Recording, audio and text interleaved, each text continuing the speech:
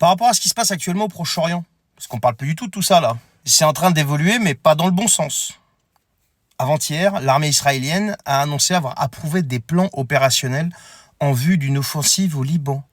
Après des jours d'escalade, ça fait des jours et des jours, voire des mois maintenant que ça se frite bien comme il faut avec le Hezbollah, et ça devient de plus en plus violent, et tout ça à cause de la guerre à Gaza, etc., pour faire court. Et donc l'état-major israélien a élaboré des plans pour une offensive au sud Liban, pour, d'après lui, en finir avec le Hezbollah. Bon, accessoirement, il a déjà essayé de faire ça, mais bon. Et donc ces plans ont été approuvés, validés lors d'une réunion des généraux consacrés à une évaluation, je cite, de la situation selon l'armée israélienne.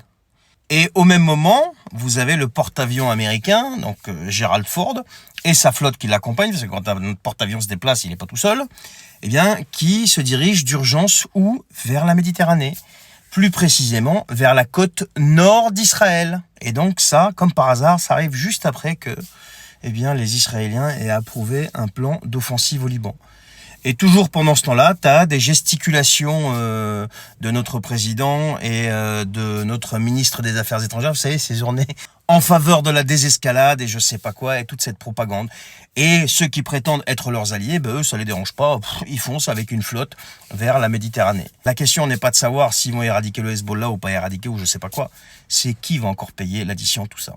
Toujours les mêmes, les civils.